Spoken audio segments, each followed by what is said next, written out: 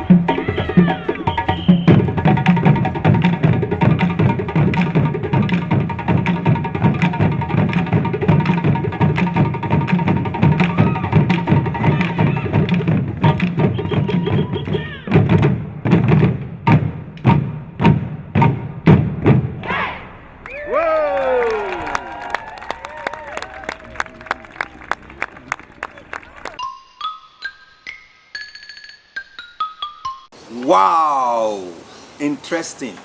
So you mean you put all this together with these people, you do all these dance steps and the theatrical spectacles. How do you get your inspiration?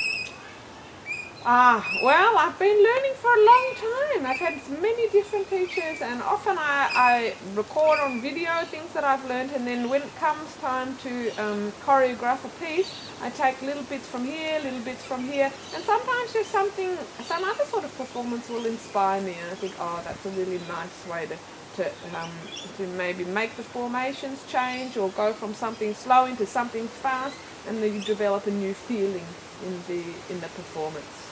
So how many ethnic groups do you have? And when you say West African dance, is it all about African people or good question. what caliber of people?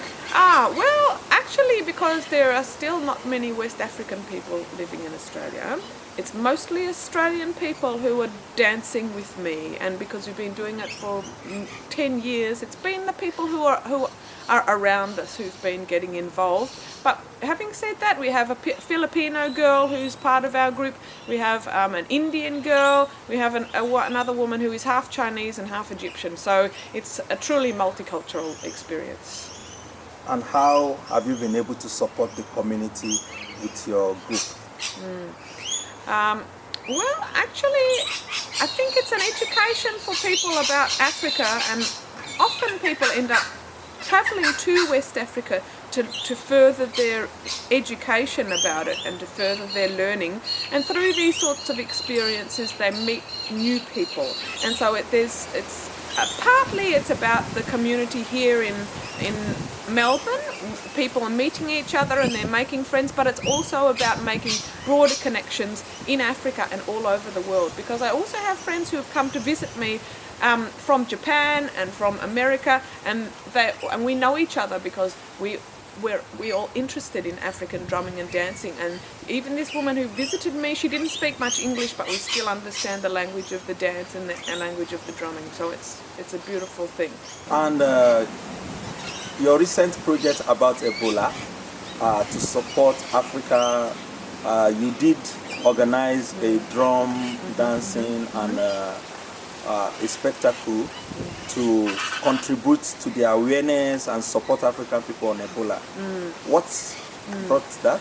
So we did a big fundraiser. So we did, it was like a drum and dance-a-thon. So people come along and they did some workshops in drum and dance, and they paid for those workshops, and that money went towards our fundraiser. And we also did an online fundraiser and a performance, and there were lots of people from the drum and dance community in Melbourne who contributed to that. It wasn't just us, but we ended up raising $8,000, and that money went to all of those countries affected by Ebola in West Africa.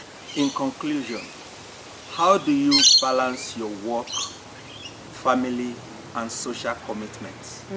Well, the wonderful thing about African drumming and dancing is that you have your socialization plus your exercise plus you're making money all at the same time, so that's a really wonderful thing. And then often my children, my family can come along to classes, and they can come along to performances as well. So I'm managing it okay at the moment, but everything will be easier once both of my children are in school and I've got a little bit more time.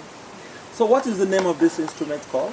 This is a kora, and it's a West African harp. It's got 21 strings, and my husband Simon Lewis, he plays this kora, and he went to Senegal recently and also to Mali to learn to play this beautiful instrument. It will be interesting for your husband to play us something with this kora. Yeah, that would be good. And what is this? This is called a djembe, and so it's made out of a piece of tree which has been carved and hollowed out in the middle. Wow. And this skin on the top is goat skin, so Simon puts the skins on these drums, Australian goats, because Wow. you can't bring African goat skin into Australia. And so and then he cords it up, and he also plays the djembe, and he teaches the djembe. Good. Can you just do something with this? Okay, he's got three main sounds. The djembe's got the bass, tone and slap. But Simon is the expert in playing this instrument, so... Thank you. Viewers, now we are going to show you some more of the talents with Simon playing the kora for us. Don't go away.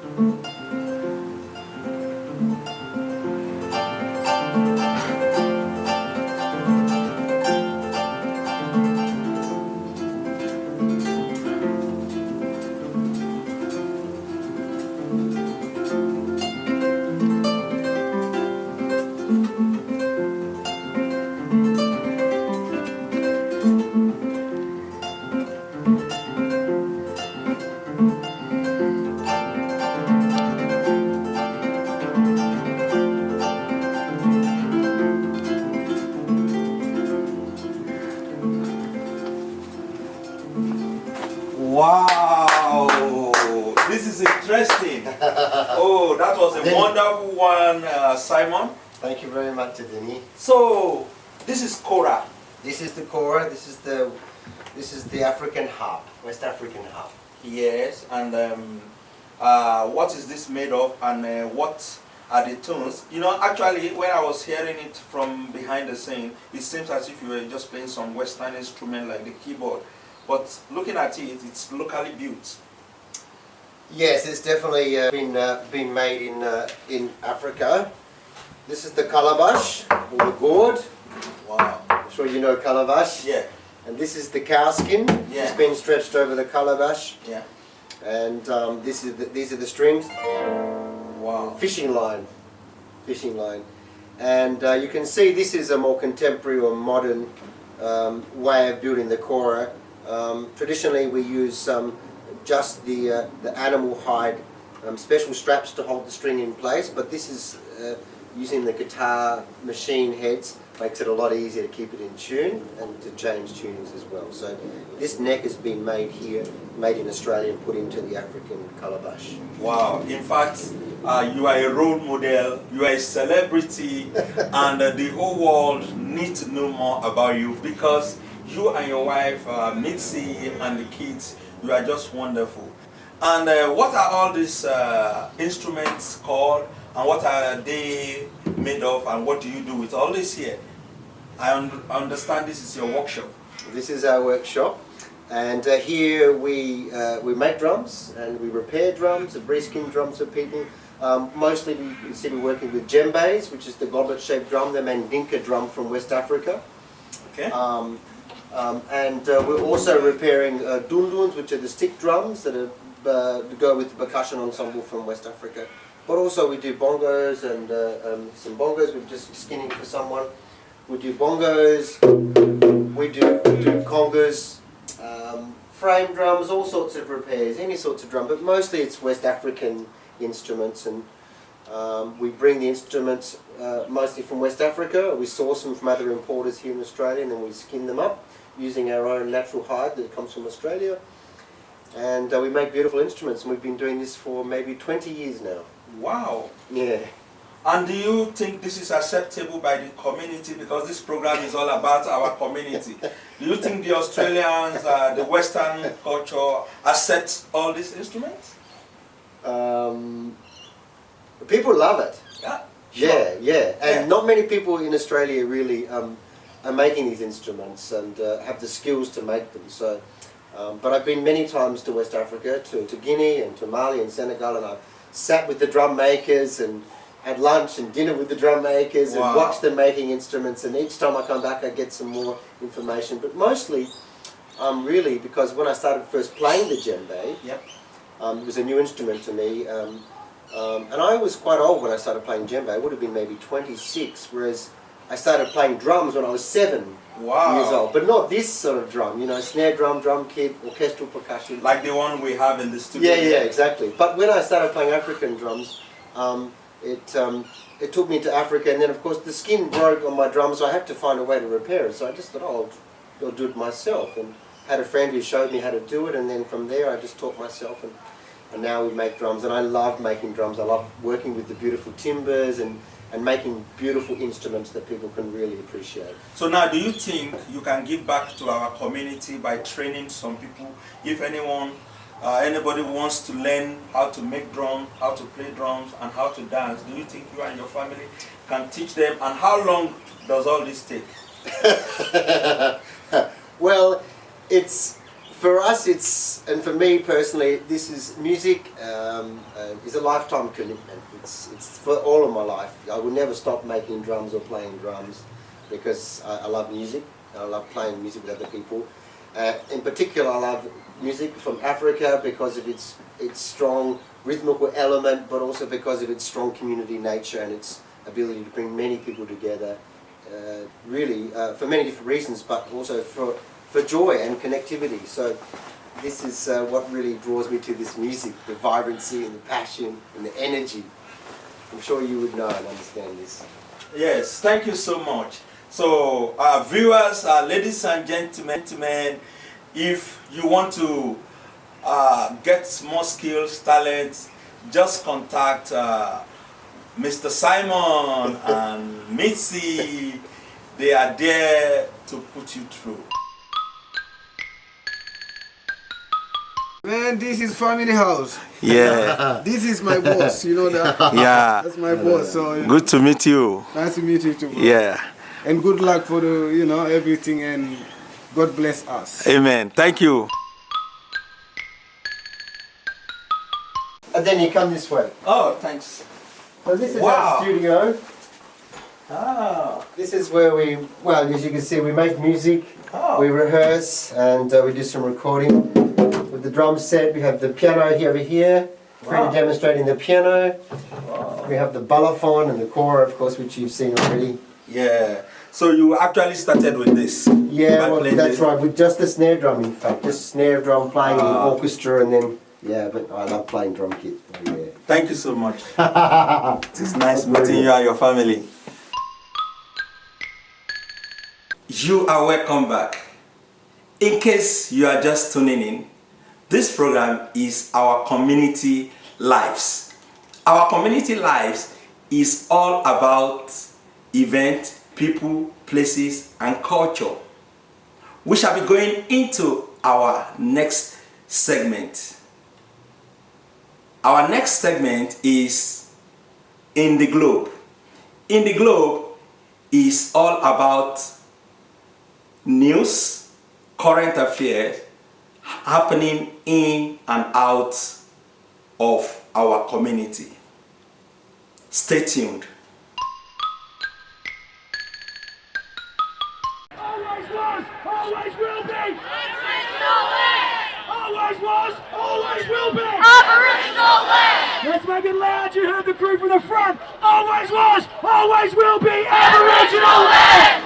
Always was, always will be. Aboriginal land. Louder. Always was, always will be. Aboriginal land. Louder. Always was, always will be. Aboriginal land. No pride in genocide. No pride in genocide. No pride in genocide. No pride in genocide. No pride in genocide. No pride in genocide. Treaty when? Treaty now. Treaty when? Treaty now. Treaty when? Treaty now. Treaty when? Treaty now. Treaty when? Treaty now. Treaty when? Treaty now. No pride in genocide. No pride in genocide. No pride in genocide. No pride in genocide. No pride in genocide. No pride in genocide. Right now, make as much noise as you can. Let's go.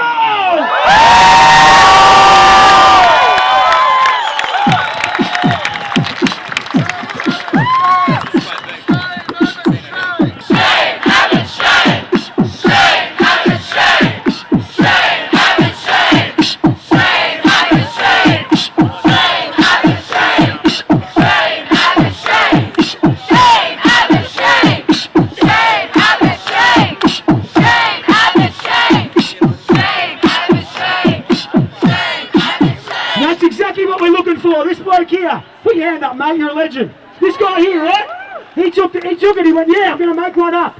There were so many creative options for a chant. There's so many conversations you can have that can spark you there. I implore you to listen to the voice that came from the PA just before. We must not be silent. It's not just bodies on the street. This is our voices. Every single person we're going to pick up as we march. And we're going to make some noise, Melbourne! And they're going to hear us in the Kimberley, Melbourne! Always was, always will be Aboriginal land! Always was, always will be Aboriginal land! Always was, always will be Aboriginal land! Always was, always will be Aboriginal land! Always was, always will be Aboriginal land! Always was, always will be Aboriginal land! Always was, always will be Aboriginal land!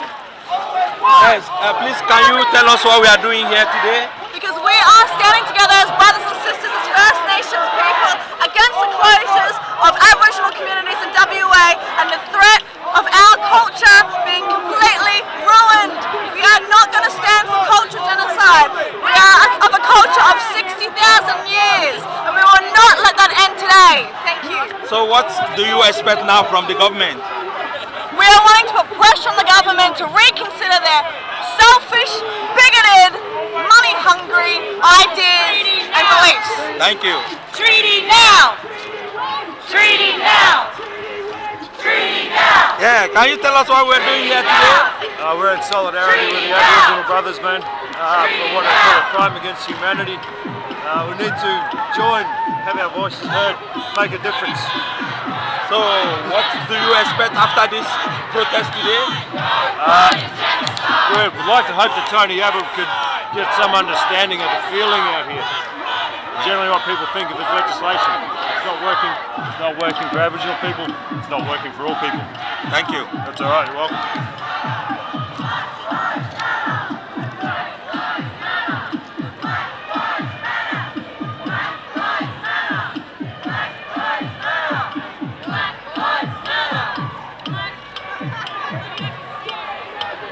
Hello viewers, ladies and gentlemen, as you can see, today is the protest by the Aboriginal people. They are really registering their displeasure, and they really want a positive response from the government. Thank you so much. I'd like to also acknowledge it's Boonwurrung country today too. Everyone cheer!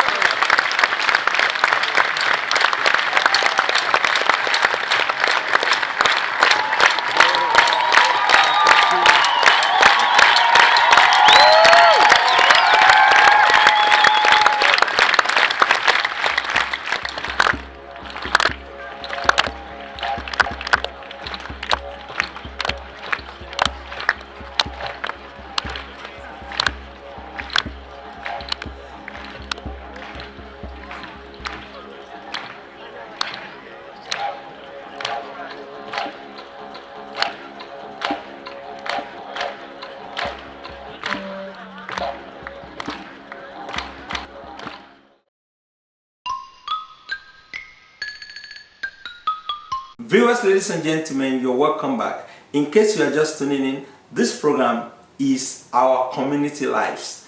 It's all about event, people, places, and culture.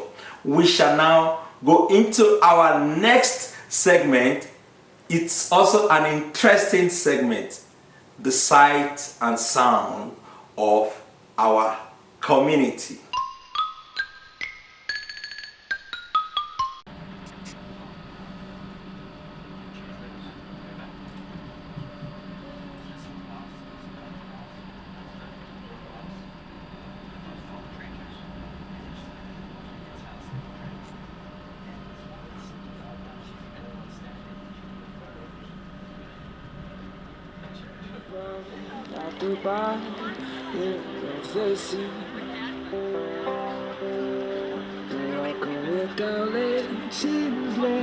The storm skip over me. I will be gone as in my sea.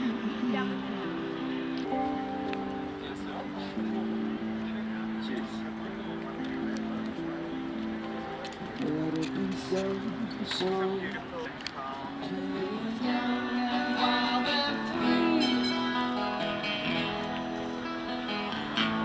Now nothing can take you away from me.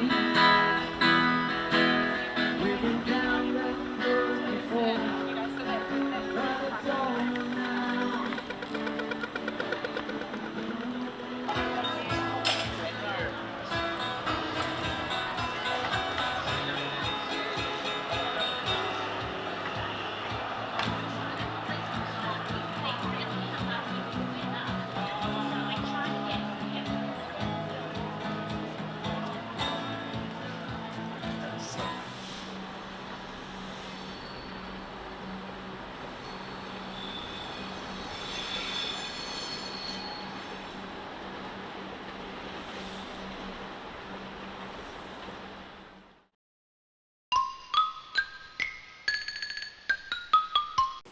Interesting.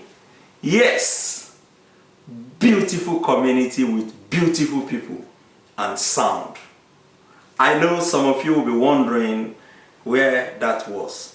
Anyway, if you have any inquiry, you can follow us on Twitter, or you can like our Facebook page. You can also be part of this program by supporting this program. This program is open for sponsorship. You can also place in adverts. Just feel free to contact us through our contact detail on the screen. My name is Adeniyi Ekine. This is where we shall be wrapping up this program today. Until I see you next time, please stay out of trouble. Let us be peaceful in our community. Let us say no to terrorism. Let us say no to rapists. And let us say no to violence. Bye-bye.